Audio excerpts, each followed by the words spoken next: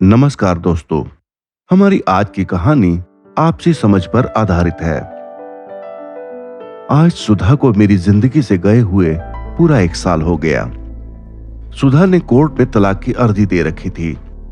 मेरी पत्नी सुधा, जो हमेशा मेरा ख्याल रखती थी। मैं एक प्राइवेट कंपनी में जॉब करता हूं। मेरी कमाई बहुत ज्यादा नहीं थी, फिर भी मैं और सुधा हमेशा खुश रहते थे। मेरी कंपनी में लता नाम की एक लड़की ने ज्वाइन किया। लता के साथ मेरी बहुत बनती थी। मैं लता को हमेशा अपनी छोटी बहन की तरह मानता था, पर सुधा को लता और मेरे ऊपर शक होने लगा। मैंने कई बार सुधा को समझाया कि लता मेरी छोटी बहन की तरह है, लेकिन सुधा नहीं मानी। घर में तनाव रहने लगा। सुधा को अस्थमा हो गया और सर में दर्द की शिकायत रहने लगी। सुधा को समय पर दवाई मिलती रहे, मैं इस बात का पूरा ध्यान रखता। इधर कुछ दिनों से मेरी तबीयत भी खराब रहने लगी। थोड़े टेस्ट करवाने के बाद मुझे पता चला कि मेरे को शुगर और हाई ब्लड प्रेशर हो गया है। सुधा भी मेरा हर समय ध्यान रखने लगी और समय पर दवाई देती। मेरी कमाई इतनी नहीं थी कि मैं रोज रोज डॉक्टर के पास अपना चेकअप करवाने के लिए जाऊं।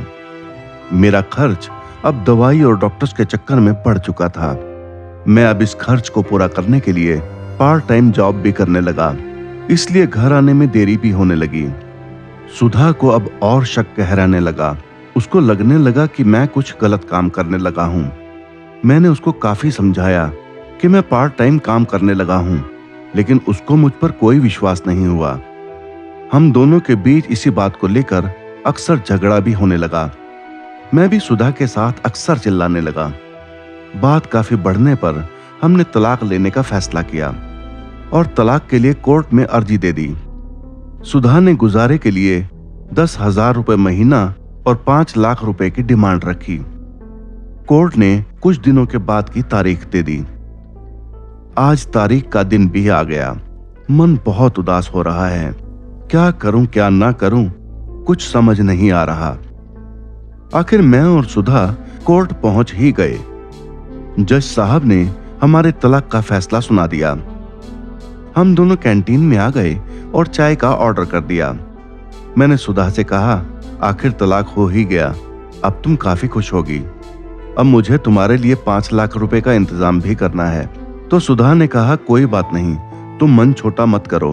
अगर 5 लाख रुपए का इंतजाम नहीं है तो जब भी हो जाए तब देख लेना। तभी सुधा ने कहा, सुधीर, तुम अपनी दवाई टाइम पर ले रहे हो ना?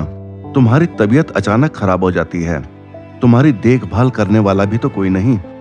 मैंने हंसकर कहा, हाँ कोई नहीं है, तुम थी मेरी परवाह करने वाली, पर अब तो अकेले ही आदत डालनी होगी। मैंने सुधा से कहा, तुम्हारी तबीयत भी तो ठीक नहीं रहती, तुम भी अपना ध्यान रखा करो, तुम भी अपनी दवाई टाइम पर लेती रहना। तो सुधा ने कहा कि तुम लता से शादी क्यों नहीं कर लेते? तभी अचानक लता वहां आ गई और सुधा से कहा, यह सब कुछ मेरी वजह से हुआ है भाभी।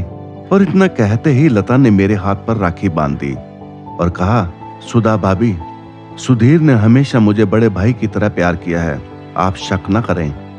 लता की सारी गलतफहमी दूर हो गई और कहा, सुधीर मुझे माफ कर दो, मैंने तुम पर शक किया। और इतना कहकर उसने तलाक के पेपर वहीं फाड़ दिए और कहा कि इन पेपर्स की अब कोई जरूरत नहीं। हम दोनों ने एक दूसरे का हाथ पकड़ा और वहां से हंसते हुए अपने घर को चल दिए। दोस्तों, आपको ये कहानी कैसी लगी कृपया करके कमेंट जरूर करें। कहानी अच्छी लगी हो तो कृपया लाइक और सब्सक्राइब जरूर करें। धन्यवाद।